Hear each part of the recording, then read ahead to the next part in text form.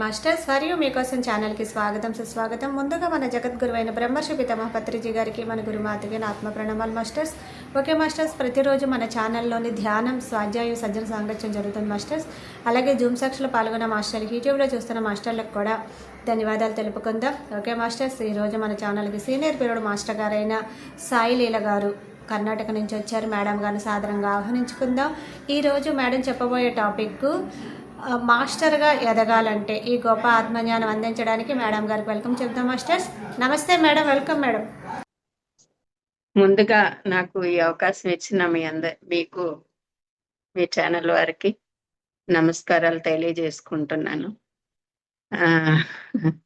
యాక్చువల్గా పరిచయం నా మొబైల్ నంబరు మీరు తీసుకున్నారు. మీ పరిచయం అయితే ఇప్పుడే జరిగింది. సో నేను అనుకున్నాను, మీరు కాల్ చేసినప్పుడు ఏమనుకున్నాను అంటే ఎవరు పరిచయం లేరు కదా మనకి కాల్ చేశారు అని అనుకున్నప్పుడు, లేదు మేడం మన మాస్టర్స్ మీ నంబర్ ఇవ్వటం జరిగింది అన్నారు. అయినా అది ఏంటి అని డీటెయిల్స్ కూడా నాకు అడగాలని అనిపించలేదు. నాకు మీరు ఒక అవకాశం ఇస్తున్నారు అంటే నాకు ఇది ప్రకృతి ప్రసాదించిన అవకాశంగా భావించి నేను సరే మేడం అని చెప్పేసి అన్నాను. ఈరోజు సమయం మీరు ఇవ్వటం జరిగింది. Thank you madam, thank you so much. ఎవరి పని ఎక్కడ ఎప్పుడు ఉంటుందో తెలీదు, అది యూనివర్సే మనకి కల్పిస్తుంది కాబట్టి నేను చెప్పాలని అనుకున్నాను. ఎందుకంటే అందరూ కూడా పత్రిజీ వారి మార్గంలోనే ఉన్నాం కాబట్టి ఆయన ప్రసాదించిన జ్ఞానమే మనకి ఇప్పుడు మనందరం పంచుకోవాలి అని అనుకొని ఓకే అన్నాను. అలాగే మరి ఈ వచ్చిన అవకాశాన్ని నేను ఉపయోగించుకోవాలనుకుంటూ మరి మనందరి జగద్గురువైన ముందుగా మనందరి జగద్గురువైన బ్రహ్మర్షి పితామహ పత్రిజీ వారికి అనంత కోటి ఆత్మ ప్రణామాలను తెలియజేసుకుంటూ మరి అలాగే స్వర్ణమాల అమ్మగారికి కూడా అనంత కోటి ఆత్మ ప్రణామಗಳನ್ನು తెలియజేసుకుంటూ మరి నాకు నిరంతరము తీవ్ర ధ్యాన సాధన చేయిస్తూ ఆత్మజ్ఞానాన్ని ఇస్తున్నటువంటి ఆది గురువులు, ఆధ్యాత్మిక గురువులు అయినటువంటి తటవర్తి వీర్రాఘవరావు సార్ దంపతులకు కూడా అనంత కోటి ఆత్మ ప్రణామాలను తెలియచేసుకుంటూ ఈరోజు ఈ 100 సెషన్లో నేను పంచుకోవాలి అనుకున్న టాపిక్ రాఘవరావు సార్, తటవర్తి వీర్రాఘవరావు సార్ రాసినటువంటి మాస్టర్గా ఎదగాలంటే అనే పుస్తకం నుండి మాస్టర్గా ఎదగాలి అంటే ఏం చేయాలి అనే విషయాల్ని మీ ముందు పంచుకోవటానికి ఇష్టపడుతున్నానండి. మొదటిగా మనందరి గురువైన పత్రిజీ వారు ఏమని మనందరినీ సంబోధిస్తారు అంటే, my dear friends, my dear masters, my dear God's అంటారు. మరి అందరినీ స్నేహితుల్లాగా, మరి మాస్టర్స్ లాగా, మరి ఒక దైవం లాగా ఆయన మనని సంబోధించారండి. అయితే మనం ఇక్కడ అర్థం చేసుకోవాల్సింది, నాకు అర్థమైంది ఏంటంటే, మై డియర్ ఫ్రెండ్స్ అంటే నేను ఆత్మని, నువ్వు ఆత్మవి, మనందరము స్నేహితులమే. నేను కొంచెం ముందొచ్చాను, మీరు కొంచెం వెనక వచ్చారు, ఇంతే, అందరము ఆత్మలమే అని చెప్పారు. ఆత్మ అంటే ఇక్కడ భగవంతుడు. ఆ భగవంతుడు అందరిలోనూ ఉన్నప్పుడు మనందరము భగవంతులమే అయినప్పుడు మనందరము స్నేహితులమే అని అనుకోవాలని నాకు అర్థమైందండి.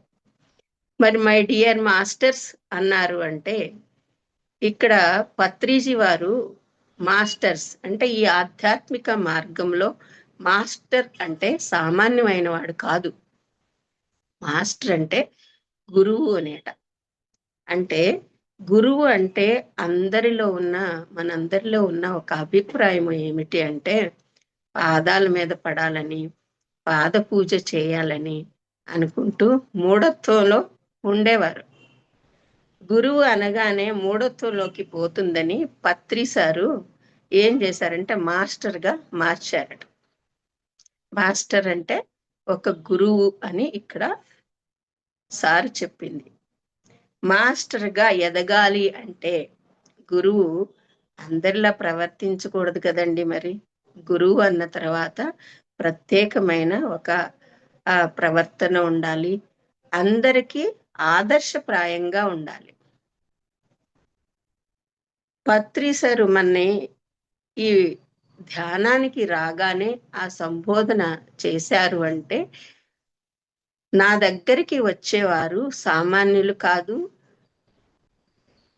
నా కోపాన్ని తట్టుకోవటానికైనా నాకు ఆకర్షితులైనా కూడా నా దగ్గరికి వచ్చారు అంటే వారు అసామాన్యులే, అంటే మాస్టర్ అయ్యేవారే ముందు అనే అభిప్రాయంతో అలా చెప్పడం జరిగేదట అని రాఘవరావు సారు వివరించారు.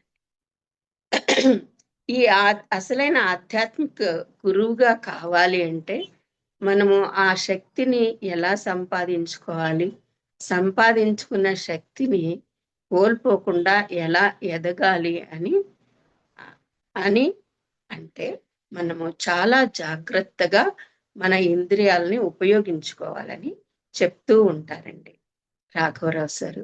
ఈ పని చేస్తే మనం ఇంద్రియాలు అంటే ఇక్కడ మనం గమనించాల్సింది బాహ్యేంద్రియాలే మనకి జ్ఞాపకం వస్తాయండి. మామూలుగా ఇంద్రియాలు అంటే జ్ఞానేంద్రియాలు, కర్మేంద్రియాలు అంటాము. అవి కాకుండా అంతరేంద్రియమైన మనస్సును కూడా మనము జయించాల్సి ఉంటుంది. ఒక సత్ప్రవర్తన, సద్భావంతో సన్మార్గంలో మనము నడవాలన్నా, వేరొకరిని నడిపించాలి అన్నా కూడా మొదలు మనము మన మనస్సుని ఎలాంటి కల్మషము లేకుండా, అంటే ఎలాంటి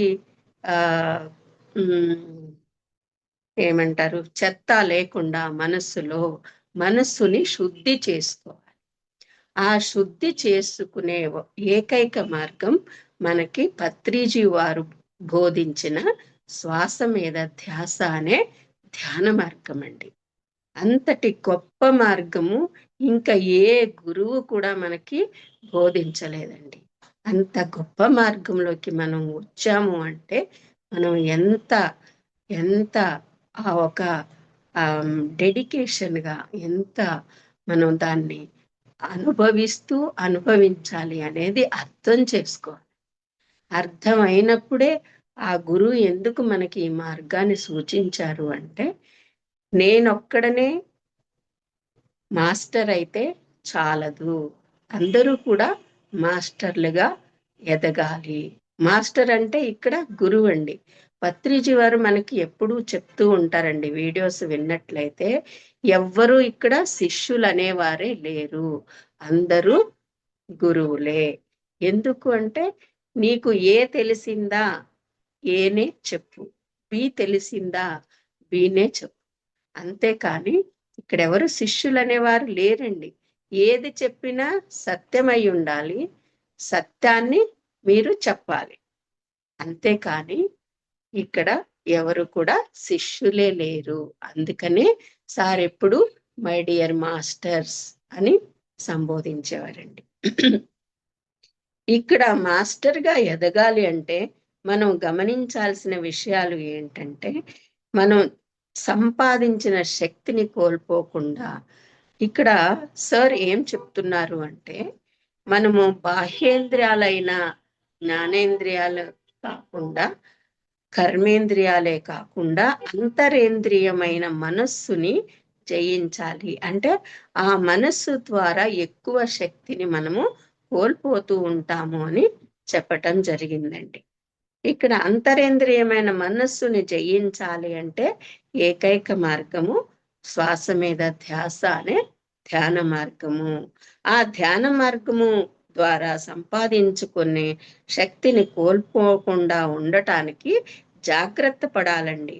జాగ్రత్త పడాలి అంటే మనము ఎవరి మీద ద్వేషము ఉండకూడదు, అసంతృప్తిగా కూడా జీవించకూడదు, కోపతాపాలకి మనము ఆ అవకాశమే ఇవ్వకూడదు. నిరాశ, నిస్పృహలు, అహంకారము ఇలాంటివన్నీ జయించి తమో గుణ, రజోగుణ ఆహార పదార్థాలను తీసుకోకోకుండా మనము జాగ్రత్త పడుతూ ఒక మన ఆహార పదార్థాలు మనం స్వీకరించటంలో కూడా ఎంతో జాగ్రత్తగా ఉండాలి అని రాఘవరావు సారు చెప్తూ ఉంటారండి.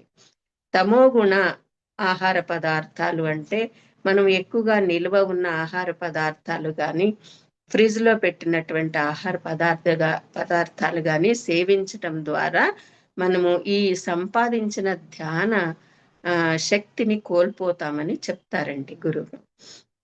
మరి ఈ రజోగుణ ప్రధానమైన ఆహార పదార్థాలు కూడా మనము శాకాహారమే కదా, మనందరము శాకాహారులే కదా అని చెప్పి మనము వెల్లుల్లి ఉన్నటువంటి ఆహార పదార్థాలను కూడా సేవిస్తూ ఉంటాము. అందువల్ల వెల్లుల్లి రజోగుణ ఆహార పదార్థం అవటం వలన వాటి నుంచి కూడా అలాంటి ఆహార పదార్థాలు సేవించినా కూడా మన శక్తిని కోల్పోతాము అని ఇక్కడ రాఘవ్ సారు చెప్పటం జరిగిందండి. ఇలా కోల్పోవటం వల్ల మన బుద్ధి వికసించదు. మనము బుద్ధిని వికసింప చేసుకోవాలి అంటే మనము శ్వాస మీద ధ్యాస పెట్టి తీవ్ర సాధన చేయటమే కాకుండా ఇలాంటి జాగ్రత్తలు తీసుకోవాలని చెప్తూ ఉంటారండి. మరి ఎవరు కూడా ఏ ప్రలోభాలకి గురి చేసినా కూడా మనము ప్రలోభాలకి లొంగిపోకూడదు. మనకి ఈ తీవ్ర సాధన చేయిస్తున్నప్పుడు ఎన్నో శక్తులు వస్తూ ఉంటాయి, వాటిని మనము ప్రదర్శించకూడదు. ఎప్పుడు మనం దీన్ని ఉపయోగించుకోవాలి అంటే మన జ్ఞానాన్ని పెంచుకోవటానికి మనము ఈ శక్తుల్ని ఉపయోగించుకోవాలి, కానీ మనము వేరే వారి మీద ఇవి ప్రదర్శించకూడదు అని చెప్పటం జరిగిందండి. అలాగే సంకల్పాలు కూడా పెట్టకూడదు. ఈ సంకల్పాన్ని పెట్టడం ద్వారా మనకున్న శక్తిని కోల్పోతామని, మనస్సుకి అంటే చిత్తానికి విశ్రాంతినిస్తే మనము మాస్టర్గా ఎదగగలము అని ఇక్కడ రాయడం జరిగిందండి రాఘవరావు సారు. మరి ఈ శ్వాస మీద సత్యాన్ని ఆశ్రయించాలి అంటే, సత్యము అంటే ఆత్మ అండి, ఆత్మ అంటే భగవంతుడు. ఆ భగవంతుణ్ణి ఆశ్రయించితే మనము నిరంతరము ఈ శ్వాస మీద ధ్యాస పెట్టి తీవ్ర సాధన చేస్తూ ఉంటే ఆ భగవంతునితో ఎక్కువసేపు మనము ఉండగలుగుతామండి. ఎందుకంటే ఆ భగవంతుడు ఎక్కడున్నాడు? మనలోనే కదా ఉన్నది. మనలో ఉన్న ఆత్మే కదా భగవంతుడు. మరి ఆ భగవంతుడితో ఉంటే మనకి ఒక శక్తి రాదా చెప్పండి? మానవుడు మాధవుడుగా ఎదగాలి అంటే అని పత్రిసారి చెప్తూ ఉండేవారు. ఎప్పుడు ఆ మానవుని లక్షణాలు మాధవుని లక్షణాలుగా పరివర్తన చెందాలి అంటే తీవ్ర సాధన అవసరము. ఈ తీవ్ర సాధన అంటే మనకి పత్రిజీ వారు అందించిన 18 ఆదర్శ సూత్రాలలో 14వ ఆదర్శ సూత్రమైనటువంటి అంటే విగ్రహారాధన కాదు మీరు చేయవలసింది, సత్యారాధన చేయాలి అని చెప్పటం జరిగింది. సత్యారాధన అంటే ఆత్మతోనే ఆత్మారాధన. ఆత్మతో మనము ఎంత ఎక్కువసేపు ఎంతగా గడపగలుగుతామో అప్పుడు మనము ఆ సత్యాన్ని తెలుసుకోగలుగుతాము. ఆ సత్యాన్ని తెలుసుకున్నప్పుడు, ఆ సత్యంతో ఉండగలిగినప్పుడు ఆ సత్య లక్షణాలు అంటే ఆ మాధవుని లక్షణాలు మనలో ఒకటొకటి వస్తూ ఉంటాయని చెప్తున్నారండి గురువు. అందుకే ఈ శ్వాస మీద ధ్యాస పెట్టి తీవ్ర సాధన చేస్తూ ఉంటే మన ఇంద్రియాలను మనము నిగ్రహించుకోగలము. ఇదే భగవద్గీతలో శ్రీకృష్ణు వారు కూడా చెప్పటం జరిగిందండి. ఒక శ్లోకం 2వ అధ్యాయం 18వ శ్లోకంలో ఏం చెప్పారు శ్రీకృష్ణ భగవానులు అంటే, యథా సంహరతే ఛాయం కూర్మానం గోనీవ సర్వశః ఇంద్రియాణి ఇంద్రియార్థే భస్తస్య ప్రజ్ఞ ప్రతిష్ఠితాః. తాబేలు తన అవయవాల్ని, దీని తాత్పర్యం ఏంటంటేనండి, తాబేలు తన అవయవాల్ని అవసరం ఉన్నప్పుడు మాత్రమే వాడుకుంటుంది. అవసరం లేనప్పుడు తన అవయవాల్ని ఎలా ముడిచి పెట్టుకుంటుందో అలాగే మానవుడు కూడా ఇంద్రియాలను అంతర్ముఖం చేసుకున్నప్పుడు వాటి శక్తి స్థిరంగా ఉంటుంది. అంటే యవ్వనంలో ఇంద్రియాల శక్తి ఏ రకంగా అయితే ఉంటుందో అప్పుడే మనకి వార్ధక్యంలో కూడా అలా ఉంటుందంటండి. అంటే ఆ ఇంద్రియాలను మనము అవసరము లేకుండా ఉపయోగించుకోకుండా ఉంటే, ఎప్పుడు అవసరమో అప్పుడే ఇంద్రియాలని ఉపయోగించుకోవాలి అని చెప్తున్నారండి గురువులు ఇక్కడ. ఇంద్రియాలకు విశ్రాంతినివ్వటం ద్వారా ఎప్పుడు మనము ఆ శక్తిని కోల్పోకుండా ఒకే రకంగా అంటే యవ్వనంలో ఉన్నప్పుడు ఎలా పని చేశాయో వృద్ధాప్యంలో కూడా అలాగే పని చేస్తాయని చెప్పటం జరిగిందండి. మరి ఒక మాస్టర్గా ఎదగాలి అంటే మానసిక అశాంతి కూడా ఉండకూడదు. ఆలోచించడం, చిత్తాన్ని బాగా ఉపయోగించడం కూడా చేయకూడదు. మానవుడు ఎప్పుడు చూడండి ఏదో ఒక గొడవలోనో ఏదో ఒక ఇబ్బందిలో అశాంతితోనే ఉంటూ ఉంటాడు. ఆ మనసు పనిచేస్తూ ఉన్నప్పుడు ఏమవుతుంది అంటే శక్తిని కోల్పోతూ ఉంటాడు. అందుచేత చిత్తానికి ఎప్పుడు విశ్రాంతినివ్వాలి అని చెప్తున్నారు గురువు గారు. అంటే మనసు అంటే మనసులో 4 భాగాలు ఉంటాయండి. మనసు, బుద్ధి, చిత్తము, అహంకారము. ఈ 4 ఉన్నప్పుడు ఈ చింతన, అందుకే మనకి ఏం చెప్పారు పతాంజలి మహర్షి వారు ఇక్కడ అంటే చిత్తవృత్తి నిరోధ అని చెప్పడం జరిగిందండి. చిత్తవృత్తులను నిరోధించాలి అంటే ఈ ఏకైక మార్గము మనకి పత్రిజీ వారు అందించిన శ్వాస మీద ధ్యాస అనే ధ్యాన మార్గం అండి. అందువల్ల ఇంకా మాస్టర్గా ఎదగాలి అంటే ఈ శ్వాస మీద ధ్యాస పెట్టి ధ్యానాన్ని చేయిస్తూ ఉండటం ద్వారా మనలో ఉన్న ద్వేషము, అసంతృప్తి, కోపము, నిరాశ, నిస్పృహలు ఇవన్నీ మనము జయించగలుగుతామండి. అందుకే మనకి ఈ మార్గాన్ని పత్రిజీ వారు బోధించారు. అంటే ఈ శ్వాస మీద ధ్యాస పెట్టి బుద్ధిని బాగా వికసింప చేసుకోవాలి.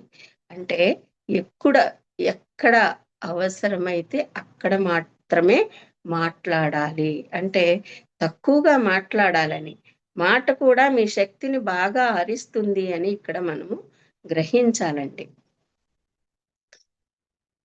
అందుకే ఎప్పుడు మనకి గురువులు చెప్తూ ఉంటారు, పత్రి సారే ಆಗಲಿ అవని మరి రాఘవరావు సారి అవనివ్వండి, చెప్తూ ఉంటారు. ఏమని చెప్తూ ఉంటారు అంటే మౌనాన్ని పాటించండి. మౌనము అంటే ఇక్కడ అంతర్మౌనం అండి.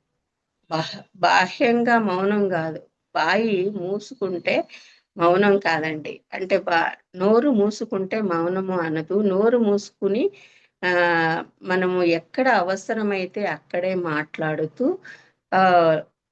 ఉండటంతో అంతర్మౌనం అంటే ఆ మనసు పరిచేయకుండా ఉంచగలుగుతాము అని చెప్పటం జరిగింది.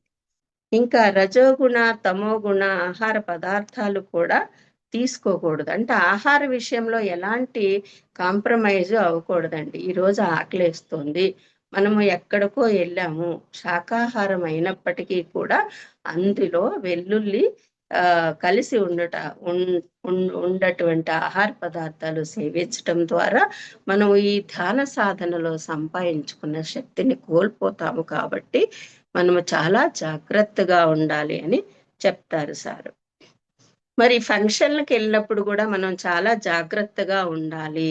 వీలైనంత ఫంక్షన్లు మనం తగ్గించుకుంటే అంత మంచిది అని చెప్పారండి. ఎప్పుడైనా వెళ్ళిన ఆహారాన్ని తీసుకోకుండా, అంటే పత్రి సారు ఎప్పుడు చెప్తూ ఉండారంట, మీకు అవసరమైనప్పుడు ఆహారం తప్పనిసరి పరిస్థితుల్లో ఫ్రూట్స్ కానీ ఇలాంటి స్వీట్స్ కానీ ఇలాంటివి తీసుకుని అక్కడికి సరిపెట్టుకోవాలి. కానీ దొరుకుతున్నాయి అని చెప్పేసేసి విశేషమైన ఆహారాలని, అంటే ఇప్పుడు ఒక ఫంక్షన్కి వెళ్ళినప్పుడు ఎన్నో అట్రాక్టివ్గా ఉంటాయి ఆహార పదార్థాలు, అన్నింటినీ తీసుకోవటంతో మనకి ఉన్న శక్తి కోల్పోతాము అని చెప్పటం జరిగింది.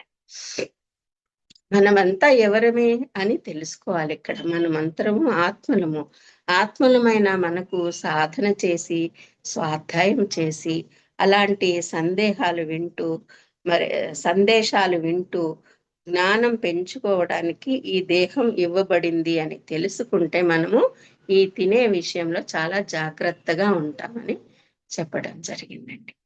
ఎందుకంటే మనము ఏదైనా రుచికరమైన ఆహార పదార్థాలు చూడగాలని తినాలి అనిపిస్తుంది. కానీ మనం ఈ దేహం తీసుకునేందుకు ఆత్మనమైన మనము దేహాన్ని తీసుకుంది సాధన కోసము, స్వాధ్యాయం చేయటానికి, జ్ఞాన సందేశాలు వినటానికే ఈ దేహాన్ని తీసుకుని మనము వచ్చాము. ఎందుకు అంటే మన ఆత్మోన్నతికి మనము ఈ భూమి మీదకి వచ్చాము కాబట్టి మనం ఆహార నియమాలను చాలా జాగ్రత్తగా పాటించాలి. మనము పుట్టింది ఖానా పీనా సోనాకి కాదు అని మనము అర్థం చేసుకోవాలి ఇక్కడ. అలా కేవలం మనం పుట్టింది తినడానికే అని అనుకుంటే ఏమవుతుంది, మనకి ఉన్నత లోకాల ప్రాప్తి జరగదు. అధో లోకాలే మనకి ఇక్కడ ప్రాప్తి అని చెప్పడం జరిగింది. ఇంగ్లీష్ లో ఒక సామెత కూడా ఉందంట, take care of the pennies and the pounds will take care of themselves అని. పైసలని జాగ్రత్తగా పెట్టండి, రూపాయలు దానంతట అవే పెరుగుతాయి. జీవితాన్ని వృధా చేసుకోకండి. ఆహార విషయంలో ఎలా ఉండాలి అని చెప్తారంటే, పాకశుద్ధి, పాత్ర శుద్ధి, పదార్థ శుద్ధి, ఈ మూడు కూడా చాలా పర్ఫెక్ట్ గా ఉంటే మనకి ఆ శక్తి మిగులుతుంది అని చెప్పమైన పనులు మనము ఏమీ చేయకుండా మీరు అన్ని నియమాలు పాటించి తీవ్ర సాధన చేస్తే చాలా బాగుంటుంది. అంటే మీకు తెలియకుండానే మీకు ఏది అవసరమో అది ఆ ప్రకృతి ప్రసాదిస్తుంది అని చెప్పటం జరిగిందండి. చూడండి, ఇప్పుడు ఎంతో మనము ఈ సాధన చేయటం ద్వారా కొంతమందికి కొన్ని శక్తులు రావచ్చు, కానీ ఆ శక్తుల ప్రదర్శన వల్ల ఆ శక్తిని కోల్పోయి మనం ఎన్నో ఈ ఒక విషయానికి వచ్చినప్పుడు మనకి ఎన్నో ఎగ్జాంపుల్స్ ఉన్నాయండి. విశ్వామిత్రుడిని తీసుకుందాము. విశ్వామిత్రుడు ఎన్నో కల్పాలు మరి ఆయన ధ్యాన సాధన చేయటం జరిగింది. కానీ ఇంద్రియ నిగ్రహ శక్తి కోల్పోవడంతో ఆ ఇంద్రియాలని సంతృప్తి పరచటం కోసం ఆయన మేనకని వరించినప్పుడు ఆయన శక్తిని ఎలా కోల్పోతాడో మనందరికీ తెలిసిన విషయమేనండి. అంతేకాకుండా మళ్ళీ మన పురాణ గాథల్లో రావణాసురుణ్ణి తీసుకోండి. మరి ఆయన కోరికలతో ధ్యానం చేశాడు. ఆ బ్రహ్మవేత్తగా ఆ సాక్షాత్తు ఈశ్వరుడితోనే అనిపించుకున్నాడు. కానీ ఆయన కోపము, క్రోధం వల్ల, ఆయన తీవ్ర కాంక్ష అంటే ఆ వ్యామోహం వల్ల, స్త్రీ వ్యామోహం వల్ల ఆయనకున్న శక్తిని ఎలా కోల్పోయాడో మనందరికీ కూడా తెలిసిన విషయమేనండి. అందుకే చూడండి, మరి ఇప్పుడు మనము రామాయణంలో ఆంజనేయ స్వామిని గ్రహిస్తామండి. ఇక్కడ ఆంజనేయ స్వామి తమ శక్తి తమకే తెలియదంట. అలాగే ఆయన శక్తి ఆయనకు తెలియకోకుండా ఆయన శక్తులు ఉన్నా కూడా ఆయన ఏమీ తెలియని వాడిలాగా కూర్చుంటాడు. ఆంజనేయ స్వామి దగ్గర అష్టసిద్ధులు ఉన్నాయి. ఈ లంకను లంఘించడానికి వానరులంతా కింద మీద పడుతున్నా కూడా ఆయన ఏమి పట్టించుకోకుండా ఊరికినే కూర్చుంటాడట ఆంజనేయ స్వామి. అప్పుడు జాంబవంతుడు దూరంగా కూర్చున్న ఆంజనేయ స్వామి దగ్గరికి వెళ్ళి, ఏంటి ఏమి ఎరుగునట్టు కూర్చున్నావు, అది ఎవరి వల్ల కాదు, నీ వల్లే అవుతుంది, నువ్వు లేచిరా, ఈ పని చెయ్యి అని తీసుకొచ్చాడట. అంటే ఆంజనేయ స్వామి ఆయనకు శక్తులు ఉన్నా లేనట్టుగానే ఉంటాడు. మనందరికీ కూడా తెలుసు ఆయన శక్తులను ఇంకొకరు గుర్తు చేయాలి. ఇవన్నీ పురాణాలు ఎందుకు చెప్తారంటే మనము తెలుసుకోవటానికి అని గురువుగారు చెప్తారండి.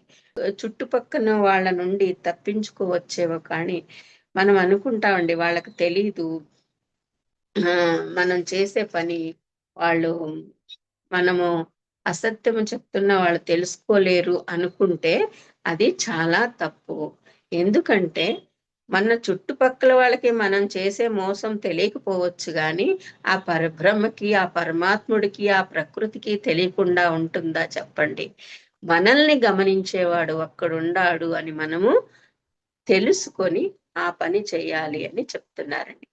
ఇంకా కొంత వాళ్ళ కాళ్ళ మీద వాళ్ళని మన ప్రాపంచికంలో కూడా అనుకుంటామండి, వాళ్ళ కాళ్ళ మీద వాళ్ళు నిలబడేలాగా మనం చెయ్యాలి అని. అంటే ఈ దేహ భ్రాంతిలో ఉన్నప్పుడు కూడా మనం దాన్ని మామూలుగా వాడుతూ ఉంటాం. అలాగే ఆధ్యాత్మిక మార్గంలో కూడా వాళ్ళు ఎదగాలి. ఎదగాలి అంటే ఆత్మపరంగా వాళ్ళు ఎదగాలి అంటే మనము నీ సమస్యని నేను తీర్చుతాను అని కాదండి, మీ సమస్యను మీరే తీర్చుకోవాలి అనే అలాంటి మార్గాన్ని మనం బోధించాలే కానీ నేను తీరుస్తాను అని హామీలు ఇవ్వకూడదు అని ఇక్కడ మనం అర్థం చేసుకోవాలండి. అంటే నిజమైన జ్ఞానాన్ని దానికి సంబంధించిన జ్ఞానాన్ని పెంచుకుంటే ఎంతో మంది ప్రభావితం అవుతారు. సరి అయిన మార్గంలో ఎంతో మందిని మీరు నడిపించగలుగుతారు. నిజమైన జ్ఞాని అయితే ఒక మార్గాన్ని బోధిస్తాడు, కానీ వాడి కర్మను బట్టే వాడి కష్టం వచ్చింది అని తెలుసుకొని, అలాంటి రోగం వచ్చింది, అలాంటి పరిస్థితి వచ్చింది, అది వారు అనుభవిస్తేనే దాని అనుభవం పొంది వారు అలాంటి అనుభవాన్ని నుంచి అలాంటి సమస్య నుంచి బయటపడే జ్ఞానాన్ని మనము అందించాలే కానీ వాళ్ళ సమస్యని తీర్చడానికి వెళ్ళకూడదు అని ఇక్కడ మనం అర్థం చేసుకోవాలండి. ధ్యానం చేయండి, తగ్గుతుందని చెప్పొచ్చు, హామీలు మాత్రం ఇవ్వద్దు. హామీలు ఇవ్వటం ద్వారా ఇది ఏదైనా ఆయన కర్మ అనుభవించాల్సింది ఉంది అనుకోండి, చూడండి మన పురాణ గాథల్లో మనము చూస్తూ వింటూ ఉంటాము, ఆ కర్మ అనుభవించేది ఉన్నప్పుడు దేవుళ్ళకే అది తప్పించుకోవటం సాధ్యం కాదు. విధికి అందరూ వశులమే కాబట్టి మనం చేసిన కర్మని మనమే అనుభవించాల్సి ఉంటుంది కాబట్టి వేరే ఎవరు దీన్ని తొలగించలేరు అని మనము అర్థం చేసుకోవాలి. మనల్ని మనము ఉద్ధరించుకోవాలి, అంతేకాని ఎవరు ఉద్ధరించలేరు. ఇప్పుడు ఆ మార్గాన్నే మనకి మన గురుదేవులైన పత్రిజీ వారు అందించిన మార్గం శ్వాస మీద ధ్యాస. అది వదిలి అది తప్పించి వేరే ఎలాంటి మార్గము కూడా మనము ఆత్మపరంగా ఎదగటానికి ఉపయోగపడదండి. ఇందులో స్పష్టంగా మనం అర్థం చేసుకోవాల్సింది ఇంతే. పత్రి సార్ ఇంకో ఎగ్జాంపుల్ కూడా చెప్పడం జరిగిందంట రాఘవరావు సార్తో. ఆయన రెండో కుమార్తె అయిన పరిపత్రి గారు ఉన్నారు కదండి, ఆవిడ క్రిందటి జన్మలో గొప్ప సాధకురాలట. చాలా సాధన చేసి చేసి చాలా గొప్ప స్థాయికి ఎదిగిందట. ఆవిడ స్నేహితురాల మీద జాలితో ఆవిడ ఏం చేసిందంటే ఆవిడకి ఉన్న శక్తిని ఖర్చు పెట్టి ఆవిడకి ఉన్న జబ్బులు తగ్గించిందట. వేరే క్రిందటి జన్మలోనండి, ఇప్పుడు కాదు. మరి తగ్గించటం వల్ల ఈవిడ మామూలు మనిషి అయిపోయిందట. అంటే ఆవిడ సాధన చేసి ఎంతో సాధన చేసి చేసి సంపాదించుకున్న శక్తిని అంతా కోల్పోయి మామూలుగా అందరిలాగానే అయిపోయారట. అక్కడికి సమస్య తీరిందా అంటే ఆవిడ ఇంకో జన్మ ఎత్తాల్సి వచ్చింది. ఒకటి, ఆవిడ స్నేహితురాలకి జబ్బు తగ్గించింది కదా, ఆవిడ ఆ కర్మని అనుభవించుకోకుండా చేయడంతో ఈవిడ జన్మ ఎత్తాల్సి వచ్చింది. ఆవిడ ఏం చేసింది, ఆ రోగం తగ్గంగానే ఎప్పుడు లాగానే మొదటి అయితే తప్పులు చేయటం చేసేదో అలాంటి తప్పులే మళ్ళీ చేయటం మొదలెట్టిందంట.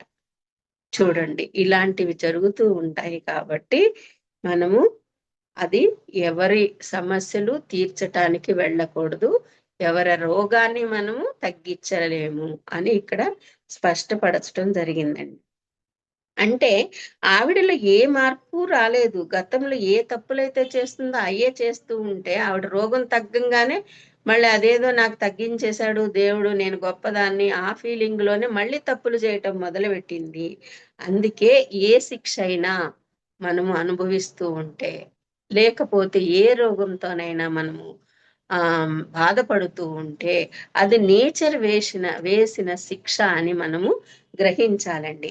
ఆ శిక్ష అనుభవించకుండా, ఆవిడలో ఆ మార్పు రాకుండా, ఆవిడ తన శక్తిని అంతా ఖర్చు పెట్టి ఆవిడకి నయం చేస్తే పర్యవసానంగా ఏం జరిగింది, ఇక్కడ ఆవిడ ఇంకో జన్మ తీసుకోవాల్సి వచ్చింది అని చెప్పారట సార్. అలాంటి పనులు చేయకుండా మీ శక్తిని మీరు ఉపయోగించుకొని మీ ఎదుగుదల మీరు చూసుకోండి. ప్రకృతి వేసిన శిక్షను అనుభవించకుండా అనుభవించనివ్వకుండా చేద్దామని చూస్తే ఆ ప్రకృతిని మీరు విభేదించినట్లే. అంటే ప్రకృతి అంటే ఇక్కడ భగవంతుడే కదండి సాక్షాత్తు. ప్రకృతి అంటే అలా చేసినందుకు ప్రకృతి వేసిన శిక్షని మరలా అనుభవించాల్సి వస్తుంది. అందుకే ధ్యానం బాగా చేసుకో, జ్ఞానం బాగా వస్తుంది. అప్పుడు అవన్నీ అర్థమవుతాయి అని మనము చెప్పాలి అని ఇక్కడ అర్థం చేసుకోవాలి. ఇలాంటి తప్పులు చేయకుండా మళ్ళీ వాళ్ళు వాళ్ళకి వచ్చిన అనుభవపూర్వకంగా తెలుసుకొని వారి తప్పులను వాళ్ళు సరిదిద్దుకుని ఆ పశ్చాత్తాపంతో మళ్ళీ ఒక మాస్టర్గా ఎదగలుగుతారండి. ఇక్కడ ఈ సృష్టిలో మంచి చేస్తూ ఉంటే ప్రకృతి మిమ్మల్ని సరైన దారిలోనే నడిపిస్తుంది. చూడండి, పురాణాలు, మహాభారతం, రామాయణం, భాగవతం ఇవన్నీ అర్థం చేసుకోండి. మీ జీవితం మీ చేతుల్లోనే ఉంటుంది. ఇవన్నీ జాగ్రత్తగా ఫాలో అవ్వాలి అని చెప్తున్నారండి. మంచి మాస్టర్గా అవడమే కాదు, ఒక మంచి స్థితికి మీరు వస్తారు అని చెప్పడం జరుగుతుంది గురువులు. ఇంకా ఇతరులపై మనము కక్ష సాధింపు చర్యలు అస్సలు చేయకూడదండి. ఏదో చిన్న తప్పు పొరపాటు చేసిన, ఎంత పెద్దదైనా అవ్వచ్చు చిన్నదైనా అవ్వచ్చు, కానీ నీ శత్రువు అయి ఉండొచ్చు, నీకు ఎంతో నష్టం కలిగి ఉండొచ్చు, బాధ పెట్టి ఉండొచ్చు.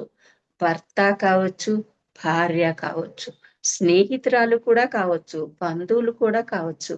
వారు ఎవరైనా సరేనండి, మిమ్మల్ని బాధ పెట్టారు అని కక్ష సాధింపు చర్యలకు మాత్రము పాల్పడకూడదు.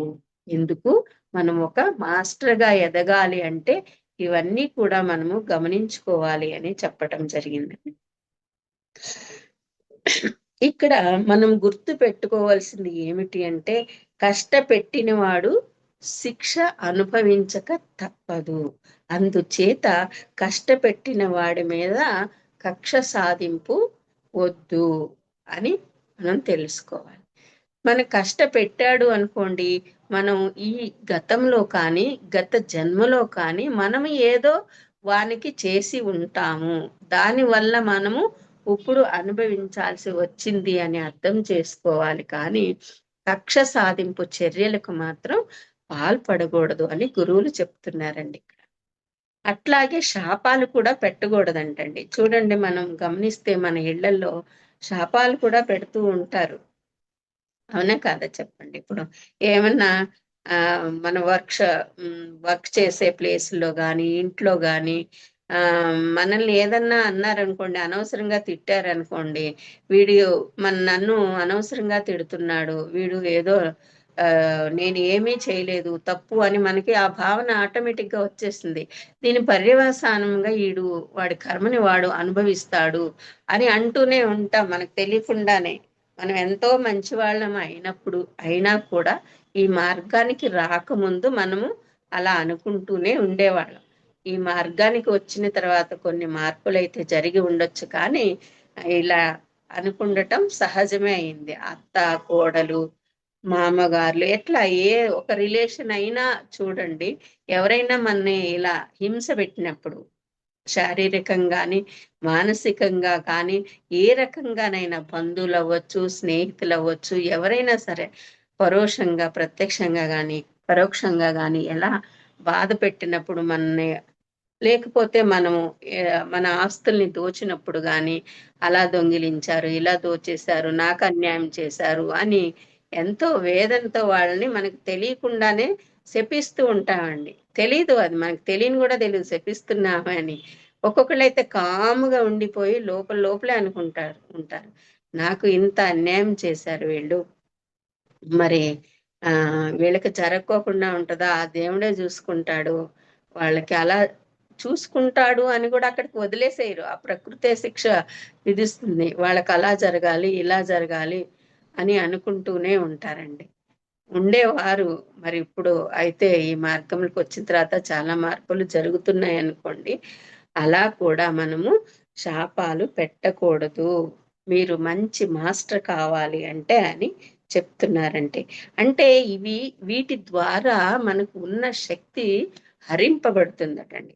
ఈ వేరే వాళ్ళని శాపం పెడతాం వల్ల కానీ, శాపనార్థాలు పెడతాం వల్ల కానీ, వేరే వాళ్ళ గురించి ఆలోచించటం వల్ల కానీ, ఆ చెత్త అంతా మనస్సులోకి వేసుకున్నప్పుడు మన మనసు, మన చిత్తము ఎన్నో విషయాల్ని సేకరించుకుని దాని మీదే దృష్టి పెట్టి నిరంతరము దాని మీదే ఆలోచిస్తూ ఉన్న ఒక దేన్ని చెత్తను పోగు చేసుకుంటూ ఉంటుంది కాబట్టి ఆ శక్తి అక్కడ హరింపబడుతుంది అనేది మనము ఇక్కడ అర్థం చేసుకోవాల్సిన విషయం అండి.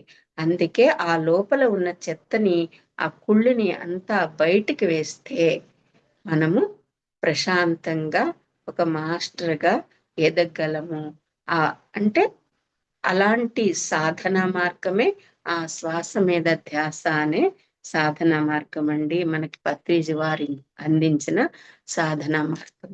ఈ మార్గము ద్వారా అంటే ఏదో ఒక గంట చేశాము, ఒక అరగంట చేశాము, పని అయిపోయింది ధ్యానం చేశాము అంటే కాదండి. తీవ్ర సాధన చేస్తూ ఉంటే మనస్సులో ఉన్న ఒక మలినాలని తొలగించుకోగలుగుతాము. నిశ్చలమవుతుంది అప్పుడు మనస్సు. నిశ్చలమైన మనస్సు నిర్మలంగా తయారవుతుంది. నిర్మలం అంటే ఒక ప్రశాంతంగా, ఒక ట్రాన్స్పరెన్సీ ఏమీ ఉండదు.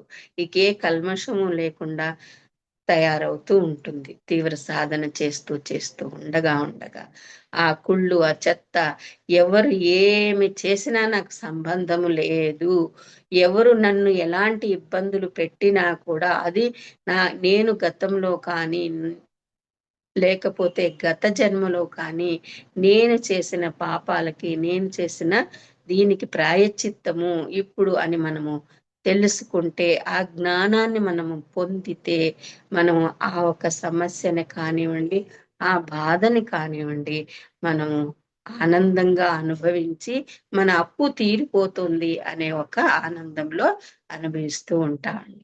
లేకపోతే ఈ జ్ఞానాన్ని మనము పొందలేదనుకోండి, పొందినప్పుడు వాడు అది చేశాడు, వాడి వల్లే నాకు ఈ సమస్య, వీడి వల్లే ఈ సమస్య అని అనుకుంటూ మనము గడిపేస్తూ ఉన్న జన్మనంతా వృధా చేసుకోవటం జరుగుతుందండి. కాబట్టి మనం మాస్టర్గా ఎదగాలి అంటే ఈరోజు ఒక 10 పాయింట్లను మనం వివరించుకోవటం జరిగిందండి. మరి నాకు ఇచ్చిన సమయము అయిపోయింది కాబట్టి ఇంకా కొన్ని పాయింట్లు మరొక్కసారి అవకాశం దొరికినప్పుడు మనము పంచుకుందామని తెలియజేసుకుంటూ, ఇప్పటి వరకు ఈ అవకాశం ఇచ్చిన సవితా మేడంకి నా ధన్యవాదాలు. మరి అలాగే ఈ జూమ్ సెషన్లో పాల్గొన్నటువంటి అందరూ ఆత్మ బంధువులకి కూడా నా ధన్యవాదములు తెలియజేసుకుంటున్నాను. Thank you. Thank you madam. Thank you so much madam. For you మీకోసం మన ఛానల్కి వచ్చి ఎంతో గొప్ప ఆత్మజ్ఞానం అందించిన మాస్టర్లందరికీ, సాయి లీల గారికి, రమా గారికి ధన్యవాదాలు తెలుపుకుందాం మాస్టర్స్ ప్రతినిత్యం ఎరుకతోటి ధ్యానం, స్వాధ్యాయం, సజ్జన సాంగత్యం చేద్దాం మాస్టర్స్. అందరి చేత చేద్దాం మాస్టర్స్. వైజాగ్కి మెగా పిరమిడ్ రావాలని పరమ గురువుల కోరిక, పత్రి గారి కోరిక, పత్రి మేడం కోరిక, మనమందరం సంకల్ప ధ్యానం చేసి వైజాగ్కి మెగా పిరమిడ్ వచ్చేలా చేద్దాం masters. Thank you masters. Thank you.